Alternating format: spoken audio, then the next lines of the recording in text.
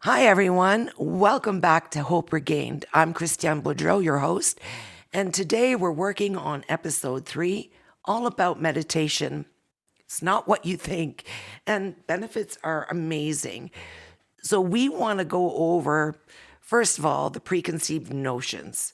What does meditation mean to you, but what is it really?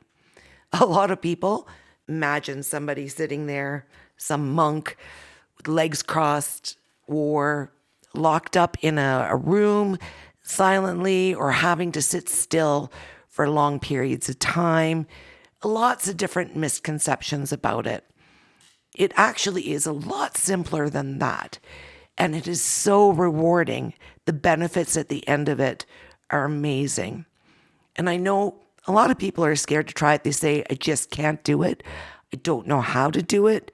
I don't know what it looks like, or I feel uncomfortable because everybody's going to think that it's a bit strange. Well, first off, I think the best way to explain it is that there are many types of meditation. It doesn't mean just one certain connotation that we might have in our head. It's a lot of other things that we can do. Meditation can mean just having a hot bath and enjoying that quiet with the bubbles, silence, relaxation. It can mean maybe sitting, reading a book and contemplating and going within. For some others, it's taking that 10 minutes for a brisk walk in quiet. Sometimes I've put on my headphones and just to block out all the other noise, to have that inner me, quieting the mind. And a lot of us have busy, busy minds. One other tool that I think is great to use is YouTube. I've used it many, many times. You can search so many types of meditations, guided meditations, self-hypnosis, same sort of idea. When you can't quiet your own mind, it helps walk you down. You can take group classes. Group classes are another way. If you've never done it before, you're uncomfortable, you're not sure what it is for you because it's different for each person. So in a group class, you can learn different methods. You can have that open discussion and find out from others maybe within that class and be in a room of like-minded people, talk to them, ask them, what does it do for you? What does it mean to you? All that exploring. And if it works for you to be in that group class, it's okay to stick with it. It could be maybe something that you do once a month to check in. Time out for quiet. If you could find a quiet space in a room, like I said, walking, anything like that, that is a type of meditation. It doesn't have to be anything in particular. It can be silence. It can be time for self-reflection. It can be time to just quiet that mind. Think of nothing at all. If you're one of those people that's lucky enough to do that, I know I struggle. It took a lot of practicing, a lot of just getting used to being alone in my head in order to put those voices aside. So that's something that sometimes for some people, it takes time to get there. But 5 minutes, sometimes it's just a matter of that, the relaxation, the deep breathing, counting back down from 10 and deep breaths in between, just to come into check. And that's all part and parcel with mindfulness and living in the present, which is a healthy way to be. It quiets the mind.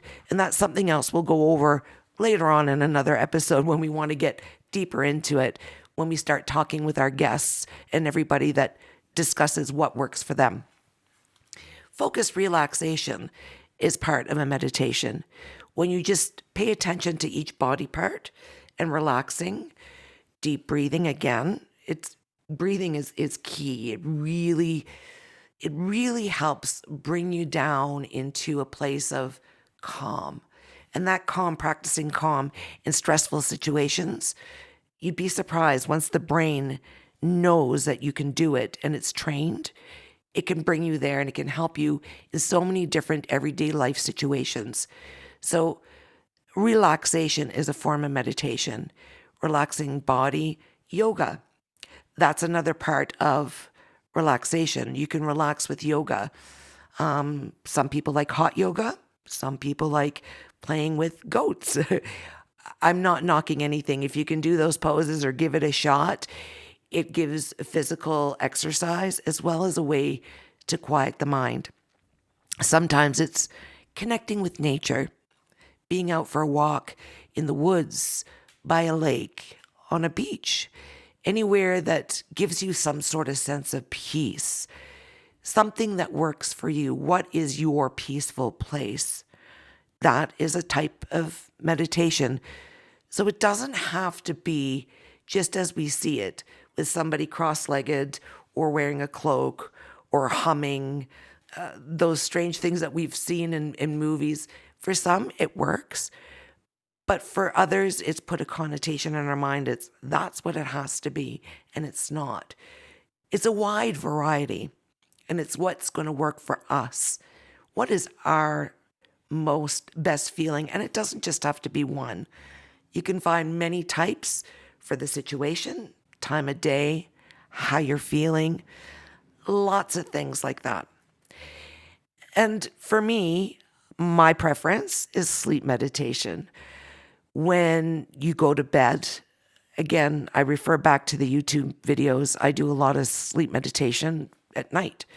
Lay down, turn it on, and within the first few seconds, I'm out like a light. So I don't even go through the whole thing. And there's nothing wrong with that. There's nothing wrong if you fall asleep while meditating. That's calm. That's being within yourself. That's quieting the mind. If you could fall asleep that quickly, then your mind's pretty quiet. I know a lot of people that say they're racing thoughts. Those racing thoughts can keep people up at night. So it's a different type of meditation that works. Doesn't mean it's going to work for you, but it works for me. So it's a suggestion. I did it for 2 weeks straight. I said, I'm going to give it an honest try. Did it for 2 weeks straight. And after those 2 weeks, I was amazed at how quickly I could go to sleep and how calm I felt when I woke up in the morning. So we're going to give you different links and ideas in our resource page of where you can find that, or just to give you a sense where to start. The other thing you can use is books, recordings, videos. If you go to a library, you can get books out, read about meditating and different ideas, different ways to do it, how to get in touch. It takes a little bit more time to do the reading, but if that's your style, great, that could work.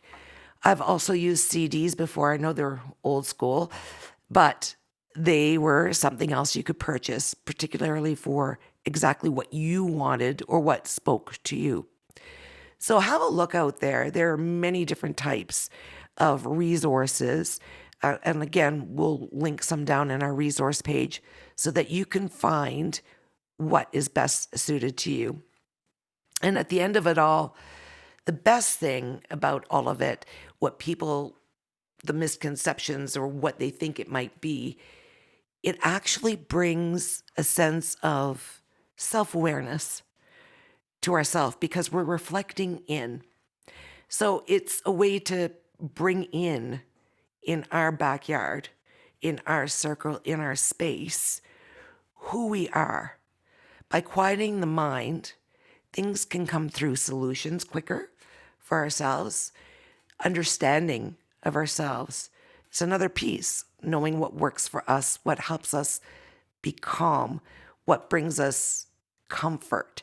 So it's a big, big piece of self-awareness and emotional intelligence. So let's start with that. So next, we're going to go down to another whole piece of it, the benefits. We will discuss the wide range. And a lot of people don't think about the benefits. They're just stuck in the preconceived notion of what it looks like on the outside. But there's more to it than that. So again, when I said I started using YouTube, it was all about sleep. It can improve that sleep. It clears the mind. It can help you if you're having insomnia. It can help you relax, set a new tone, feel better enough that you can clear all those thoughts out. You're so focused on the voice in a guided meditation, for example, walking down. It teaches you how to breathe in and then out, letting everything negative out and relax each body muscle. When I started doing that, it would take me, I would go through the whole thing and start hearing the voice talking before I'd fall asleep. After a couple of weeks, I would hear the voice say, start from 10, take a deep breath in, start relaxing your toes, and out. To this day, because my brain has been trained, I can lay down, say, I need to go to sleep now, close my eyes, take a deep breath, and I'm out. So that is something very, very healthy if you're struggling with sleep, if you're struggling with relaxing and forgetting, shutting off the day. Your best solutions come when you don't think about things and your subconscious can do its work at problem solving and the solutions will come to you. So if you can just quiet that mind to sleep and get a good night's rest, which is also better for your health, then it's a good place to start. It reduces stress and anxiety. So you can find specific videos, guided meditation, reading on books, anything like that, about reducing stress and anxiety. Again, if you don't know where to start, you can take a class, you can read a book. But on YouTube, where I'll keep reverting back, you have such a wide option. And guided meditations, they have sleep meditations. You don't have to be awake to hear everything that they're saying for it not to enter your subconscious mind. And you can choose a guided meditation specifically to reduce stress or to reduce anxiety. How does that work? Well, your first time doing it, you're probably not going to notice a whole lot. And as you'll hear me say, in each episode, it's about sticking to it, making a commitment to yourself. I made one to myself. And on that note, after a couple of weeks, it became habit. I noticed I was waking up calmer, more relaxed. And again, if I came into a situation, if I took a deep breath, my brain would automatically go back to where I was meditating at sleep. So I wasn't taking any extra time. And I could right away go back to that space of calm. I not only noticed that, but what I noticed with people around me started to say, you've changed. There's a different air about you. There's a different energy about you. You're more relaxed. Your facial expressions, mannerisms, all of it was just more at peace, at calm. So that's another benefit of meditation and coming within oneself and finding that way to train yourself to handle those stressful situations that we all have. It lifts your mood. Believe it or not, when you find that calm, you automatically feel more positive. You have more energy to spend on things that are important for you for the day, what you want to accomplish. You can see a little bit more hope and clarity. You can feel lifted. It's as if you're walking on air. And again, it doesn't happen overnight. You have to give it time and patience and give it a chance. Make that commitment. But you will find, if you reflect and you're journaling, as we should be every day, at the end of it, over a couple of weeks, you will notice that your comments about yourself when you're writing are different. They're more positive. You have a more positive outlook on how the day is going to be. You're not spinning in those thoughts and clinging to that negative darkness. You start to release that. So it gives you more positive energy that people will see and they feed off of that. So it can change things in your close vicinity around you, as well as sometimes at work. Again, I'm going to repeat and repeat and repeat. So important, self-awareness. This helps raise that self-awareness for you. It gives you an opportunity of insight, reflection, better understanding, because you're not so dizzied by everything in your mind. It's not taking up all that space. Why give all that energy and space to negativity? It's about you. You can't be there for those that you love and you care about so much. You can't give them your all if you don't give it all to yourself first and build up that. You don't have anything left to give. So it brings into the self-awareness and gives you that chance to build yourself up.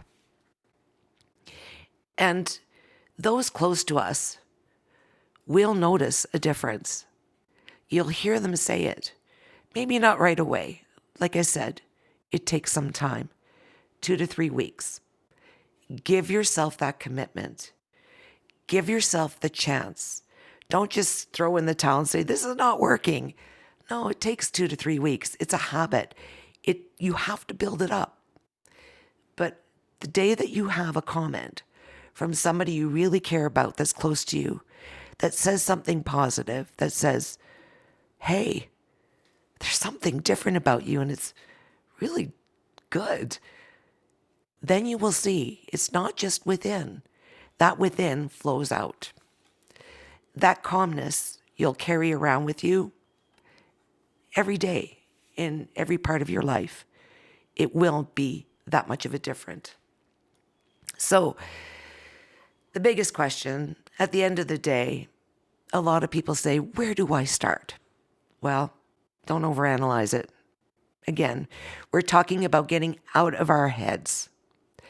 We like to overthink things, overanalyze it. That's not something we need to do. It's about starting. You've got to start somewhere. If we sit and just worry about how we do it, we're not going to get it done. Like anything else in life, you worry about how it's going to be at the end. It doesn't matter how well you do it or don't do it. It matters that you start. So don't overanalyze it. Don't look at where am I going to meditate. Don't look at who am I going to meditate with, who's going to make fun of me. Just make a commitment to yourself and start. Try different things. Don't be afraid. See what's going to work for you. Maybe the yoga class is what you need. Maybe reading a quiet book in a bubble bath in a quiet time with no other noise and distractions around you is what you need to start with. Maybe taking that walk is what's going to work for you. Maybe you're going to try different things. What's most comfortable? What resonates for you? What feels natural, normal, anything like that? And it's not failure if you go from one thing to another. It's about trying. You could try 10 different things if you like each day. That's fine. What feels most comfortable for you, start with that. Give it some time. If that's not it, look for something else. It's about what's right for you. Again, it's about the books, recordings, websites. You can find all of those things so easily today. We have the world at our fingertips. So it's not about, I don't know how. There is no one way that's right. And give it a fair chance. You have to commit for at least 2 weeks. 2 weeks to get it in there, 2 to 3 at least. Forming a habit, they say, is 21 days. So that's 3 weeks. But 2 weeks, you will notice a difference, I guarantee you. So what's stopping you? If we look at all the negativity, and again, the self-talk in our head, the racing thoughts, the voices we hear, that could be stopping us from trying. We always worry about what other people think. Well, first off, Nobody knows. This is yours. It's private. You don't have to tell anybody this is something you're doing. You can keep it to yourself, so you don't have to worry about somebody saying, ooh, it's so woohoo. And if you're saying that to yourself, well, that could be your own blockages that you're putting up to yourself to block you from success. You need to get rid of that. Start from saying, all right, it's a little weird, I'm a little uncomfortable, but I'm going to give it an honest try. The woohoo, well, maybe some things are woohoo to some people, but deep down, if it's making a difference and a positive difference, is it really that woohoo? It's about sticking to it. It's about making that commitment again. The other thing a lot of people say is lack of time. Well, I agree. We all have a lack of time. We're all so busy. But if we're committed and we're doing it when we go to bed and going to sleep, we're in bed, what would you be doing instead? Let's have a look at that as an example. If you're reading a book, well, you're in a quiet space. If you're reading a book about self-awareness, self-reflection, can't even speak this morning, see? If you were reading a book about that and you're having that quiet time, that could be a form of meditation for you. If you're doing a guided sleep meditation, it's helping you fall asleep. So where's the problem with time? If you're taking a walk and you typically exercise, go to the gym, you're taking a walk in nature, that's still exercise. It's still a commitment to yourself of getting healthier. So that can be a type of meditation. It's not about the time, you're getting the exercise, killing two birds with one stone. That's what you want to do. Maximize your time. There are ways to do it. And I know a lot of people say, oh, is it some type of religion? Or I'm religious and I have a certain faith. This doesn't fit within it. Well, I'm not religious in the sense of a particular religion, but I have a strong faith and my own spirituality and beliefs. And I'll tell you, the first commitment we're going to make that faith is because it's something that's important to us. And there's a type of meditation in it on its own. So it's not about a type of religion that you're following by meditating and being within yourself. In fact, it could bring you closer to your higher power or God or whatever belief system you have by having that quiet reflection moment. It's key. It's strengthening that bond. So if that's what you're concerned about, that doesn't necessarily work either. And again, a lot of negativity that you've heard could be stopping in your brain, blocking it out. If people have given you a negative connotation that's instilled a fear, we need to step outside of those comfort zones and all of those fears. They're blocking us from enjoying our best life we can have. So let's step outside of that comfort zone. Let's push those boundaries a bit, make us a little bit uncomfortable, and start these new things. Start being committed to ourselves. Start improving our lives. Give it a try. You owe it to you. So at this point, I'd like to see, or I guess a call to action would be, start your regimen today. Make a promise to yourself today to start leaping forward. Make a commitment. Write it down what you tried, what works. Give it a shot. Look at some of our resources and make that commitment to give it a good 2 to 3 weeks. And let us know how you're feeling. Let's see just what change it makes. And don't be afraid to reach out and ask questions at any time. You can find us at www.hoperegained.com and find us on any of your favorite platforms for your podcasts. Have a great day, and we'll see you the next episode.